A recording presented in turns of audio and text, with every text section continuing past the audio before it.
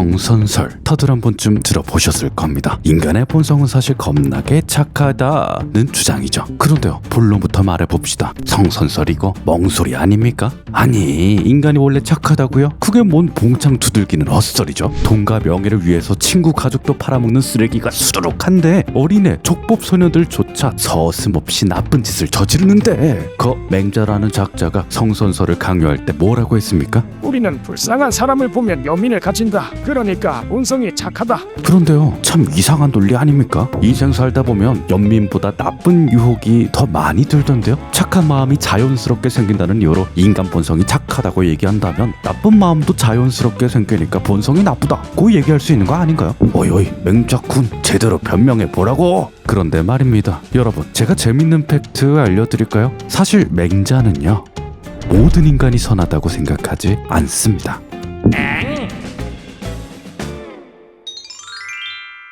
제가 저번부터 말씀드렸죠. 유교는 꾸준히 배움을 강조한다고요. 겁나게 배워서 겁나게 선한 사람이 되어라. 가 바로 유교의 핵심이라고요. 그런데 요 말을 성선설에 대입해서 보면 되게 혼란스러워집니다. 아니, 봐봐요. 너도 나도 태어날 때부터 다 선하게 태어났는데 유교는 왜 자꾸 뭘 배우라고 강조하는 거죠? 유교는 왜 자꾸 선해지라고 강요하는 거죠? 네, 그렇습니다. 놀랍게도 성선설을 주장하는 친구들도 모든 인간은 나쁜 유혹에 시달린다, 당연하다 고 말해요. 그래서 맹자도 못 배우면 짐승된다. 고 말한 거고요.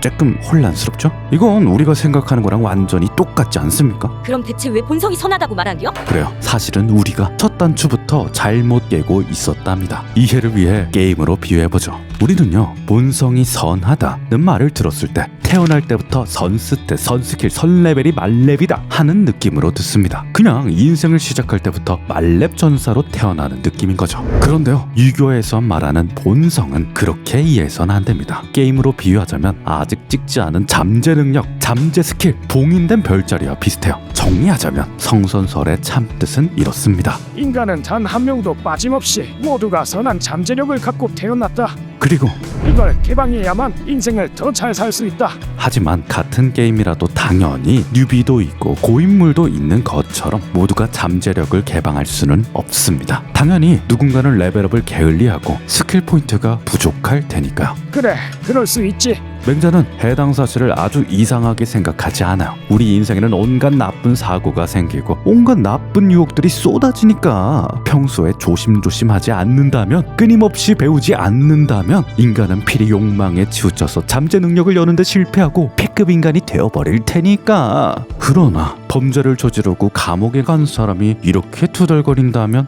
캐릭터 엄청 꾸지네. 밸런스 패치 좀. 맹자는 그 말을 듣자마자 극대노하며 소리를 지를 겁니다. 야마, 네가 잘 키웠어야지. 인간만큼 사기캐도 없다. 어때요? 느낌이 딱 오시죠? 그런데요, 여기서 또 궁금증이 한 가지 생깁니다. 생각해보면 말이죠, 우리 현실은 게임이 아니잖아요. 그러니까 시스템 창을 볼 수 있는 것도 아니잖아요. 어떻게 보이지도 증명할 수도 없는데 우리한테 잠재 능력이 있다고 보는 이유가 뭐죠? 본성이 있다고 말하는 이유가 뭘까요? 여러분, 지난번 중용 영상 기억나십니까? 안 보셨더라도 괜찮아요. 짧게 설명드리겠습니다. 중용의 핵심은 뭐였다? 마음의 중심을 향하는 거다. 마음이 편안한 상태를 찾는 거다. 이렇게 말씀을 드렸습니다. 그러니까 유교가 말하는 인간의 제로 베이스, 기본 상태는 편안한 상태입니다. 근거는 뭐 다른 데 있는 게 아니에요. 그냥 느낌이죠. 당신의 느낌입니다. 당신이 누구든지 인간이라면 편안한 상태, 세로토닌이 펑펑 나오는 상태를 엄청나게 좋아할 겁니다. 증거요? 증거는 여러분한테 있어요. 편안한 느낌 좋아하시잖아요. 그래서 맹자는 결론 지은 겁니다. 새는 날개로 날고 물고기는 나가미가 있는 것처럼 인간은 편안함을 좋아하는구나. 이렇게 편안이라는 기준이 세워지고 나면 나머지는 일사천리 뚝뚝 딱딱입니다. 봐봐요. 만약 신이 인간을 만들었다고 칩시다. 그렇다면 신이 생각하는 좋은 행동을 해야지 우리가 좋은 느낌을 갖도록 만들어졌겠죠? 신을 안 믿으신다고요? 그러면 진화 심리학으로 생각해 봅시다. 그러면 생존 확률을 높이는 행동을 할 때 인간들이 좋은 느낌을 갖도록 진화했겠죠? 이건 다 가설 아니냐고요? 그러면 이렇게 봅시다. 아무튼요, 천방지축 우주 안에서 별 이유도 별 의미도 없이 그냥 인간이 만들어졌다고 쳐요. 그럼에도 우리가 편안한 느낌을 좋아한다는 팩트는 개미 더듬이만큼도 변하지 않습니다. 내가 좋은데 그러면 된 거 아니겠습니까? 오케이, 좋습니다. 이 모든 재료가 모였다면 우리는 비로소 성선설을 이해할 수 있습니다. 생각해 보십시오, 여러분. 당신이 언제 편안함을 느끼죠? 언제 세로토닌이 나오고 언제 마음의 안정을 느낍니까? 대부분의 상황에서는 당신이 선할 때, 착할 때 나옵니다. 아하. 아닌데? 우리가요, 맹자의 선 찬양의 지적이 마려운 부분은 크게 두 파트입니다. 첫 번째는 나는 편안도 좋지만 즐겁고 신나는 느낌도 좋은데? 고요. 두 번째는 대체 선은 뭐고 악은 뭐임? 하는 거죠. 질문에 공감이 되시죠? 그렇다면 깔끔하게 첫 질문부터 답변 드려 보겠습니다. 나는 편안도 좋지만 즐겁고 신나는 느낌도 좋은데? 하는 질문은요, 굉장히 예리한 질문입니다. 실제로도 유교는 이론적으로는 편안만 중요시하고 다른 감정은 되게 안 좋은 애처럼 대하거든요. 기쁨이도 슬픔이도 버럭이도 편안을 망치는 나쁜 애들인 마냥 표현한다는 얘기죠. 그런데 참 이상하죠? 대충 생각해봐도 기쁨이나 즐거움은 좋은 감정 아닌가요? 맹자의 눈에 그것은 궁극적인 즐거움이 아니다. 그러니까 도파민 말고 세로토닌 같은 기쁨. 도파민 어쩌고 하는 얘기부터 좀 그래요. 여러분, 이제 도파민은 모르는 사람이 없을 정도로 상식적인 단어가 됐습니다. 중독이니 보약이니 하는 극단적인 예시에 인용이 되면서 널리 악명을 떨치는 중이죠. 그런데 사실 도파민은요, 그냥 좋은 것도 아니라 삶의 아주 필수적인 친구입니다. 도파민이 아예 안 나오면 우리는 아무것도 못해요. 성취를 이루게 하고 사랑을 맺어주고 우정을 쌓게 하고 불가능에 도전하게 만드는 핵심적인 원동력이죠. 그뿐인가요? 슬픔이나 분노도 안 좋은 예시부터 떠올라서 그렇지 때에 따라 감동이 되고 때에 따라 용기가 되는 중요한 친구들 아닙니까? 아무리 봐도 유교의 편안 강요는 문제가 있어 보이는데요. 하지만 유교가 말하는 편안은요, 지금 당장만 생각하는 말이 아니에요. 편안을 이해하는 개념 중엔 중화라는 친구가 있습니다. 여러분, 봐봐요. 아무리 편안이 중요한다 한들 신나는 파티에서도 편안하고 부모님 장례식장에서도 편안하고 부당해고를 당했는데도 편안해야 하는 걸까요? 아니요, 그럴 리가 없죠. 이건 그냥 편안하지 않은데도 편안하다 착각하며 무의식을 억압하는 정신병 환자에 불과합니다. 유교의 편안 찬양은 감정을 없애, 감정을 느끼지 마는 의미에서 말한 게 아니에요. 우리는 당연히 기쁠 땐 활짝 웃고 슬플 땐 눈물을 쏟고 누군가가 당신을 무시할 때 화를 내야만 합니다. 상황에 따라 적절한 감정을 내보이는 건 오히려 성숙한 사람의 행동입니다. 그리고 장기적으로 봤을 때 삶을 훨씬 편안하고 행복하게 만들죠. 그래요. 인간은 당연히 기뻐하고 화를 내고 슬퍼해야 합니다. 다만 풀악셀 밟고 출력을 100% 내지는 말라는 거예요. 즐거움을 느끼면서도 너무 심취해서는 안 될 거고 롤 두 판만 하고 쉬어야지. 눈물을 흘리면서도 우울에 빠지지는 말아야 하고 그래도 힘내자. 화가 부글부글 나더라도 버럭버럭 소리를 질러서는 안 될 테죠. 솔직히 기분이 좋진 않네요. 중화의 화는 말 그대로 조화의 화. 감정에 휘둘리지 않고 상황이나 맥락에 어울리게 알아서 잘 딱 깔끔하고 센스 있게 표현해야 합니다. 그것이 중화죠. 아무리 당장 기분을 좋게 해도 마약에 취해서는 안 되고 아무리 당장 화가 나더라도 주먹을 휘둘러서는 안 되죠. 왜냐? 삶을 쬐끔만 넓게 봐도 이런 행동은 당신 삶을 불행으로 이끌 테니까. 이제 유교가 말하는 편안함이 어떤 개념인지 조금은 이해도가 높아졌을 겁니다. 그렇지만 여전히 두 번째 질문 대체 선은 뭐고 악은 뭐임? 은 해결이 안 되죠. 특히나 인문학적 소양이 넘치는 당신은 선이나 악이라는 단어에 거부감을 가질 수밖에 없습니다. 그런데 여러분, 아주 잠깐만 서양 철학을 접할 때 들었던 선악의 저편이니 뭐니 하는 개념을 다 까먹어 보십시오. 그냥 여러분이 일생 동안 써왔던 단어의 느낌만 떠올려보세요. 그래요. 선하다나 쟤 참 착하다는 말은요, 일반적으로 친사회적 행동을 했을 때 서로 베풀고 사랑할 때 씁니다. 저축을 많이 하더라도 신을 안 믿더라도 친절을 베풀고 호의를 베풀고 진심을 다하면 우리는 선이라고 부르죠. 그런 걸 착한 거, 선한 거라 부르기로 우리 모두가 약속을 한 거예요. 그러면 반대로 악은 어떻습니까? 나를 파괴하고 남을 이용하고 서로를 속이고 배신할 때를 두고 악이라고 부릅니다. 그런 걸 나쁜 거, 악한 거라 부르기로 우리 모두가 약속을 한 거예요. 맞죠?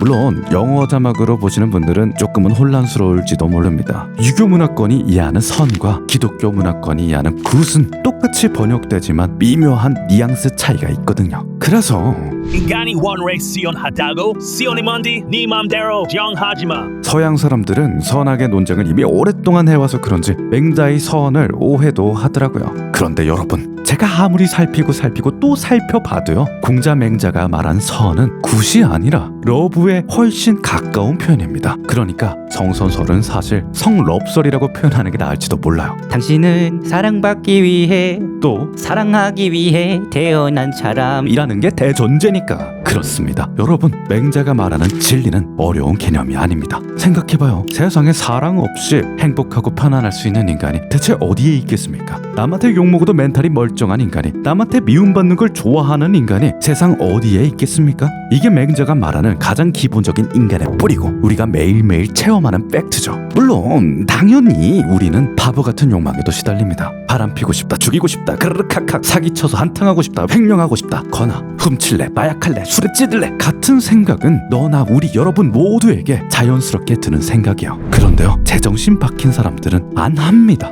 왜냐? 그런 짓을 저지르면 아주 높은 확률로 사랑에서 멀어지니까, 남들에게 미움받으니까. 나쁜 짓을 하면 당장은 재밌고 짜릿할 수 있어. 운이 좋아서 들키지만 않으면 이득이 되기도 하겠죠. 반대로 남들을 돕고 사랑하더라도 가끔은 종종 배신도 당하고 상처도 받을 겁니다. 근데 여러분 다들 아시다시피 이런 경우는 예외예요. 아주 특이 케이스입니다. 그런데 우리 삶은 너무나 길고 긴데 하루에도 수천 가지 결정을 내리는데 대체 왜 확률도 엄청 낮고 보상도 변변찮은 도파민 가차에 인생을 베팅하려 하는 겁니까? 제 말 한번 믿어주십시오. 정말 진짜로 미움을 주는 사람은 언제든 반드시 미움받습니다. 하지만 사랑을 주는 사람은 언제든 반드시 사랑받습니다.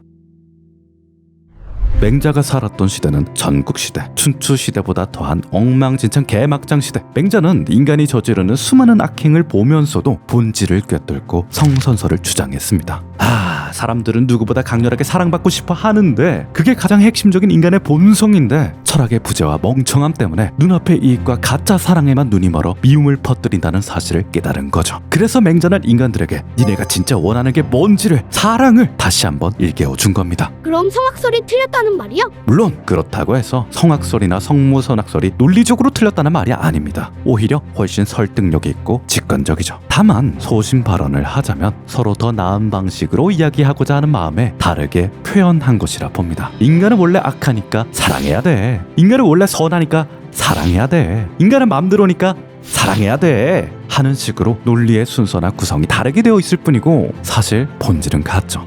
아니, 성선설만 본질이 같나요? 유교의 본질도 그렇습니다. 그래, 오늘은 소신 발언 해보겠습니다. 노진독을 오래 봐온 분들은 아실 거예요. 솔직히 말해서 이번 유교편도 노진독의 어딘가에서 뭔가 또 본 느낌, 뭔가 또 했던 느낌을 받았을 겁니다. 분명히 도교, 불교를 다룰 때도 들었고 문학과 심리학과 실존주의 영상에서도 들었던 내용이죠. 네, 더 이상 무엇을 속이겠습니까? 저는요, 본질은 모두 같다고 생각합니다. 우리는 인간입니다. 서양 사람이든 동양 사람이든 수천 년 전이든 수천 년 후든 전혀 다른 분야에서 전혀 다른 형태로 표현하더라도 인간을 말하는 이상 인간의 본질에서 벗어날 수 없어요. 그래요, 인간 공부의 최후는 결국 사랑이더라고요.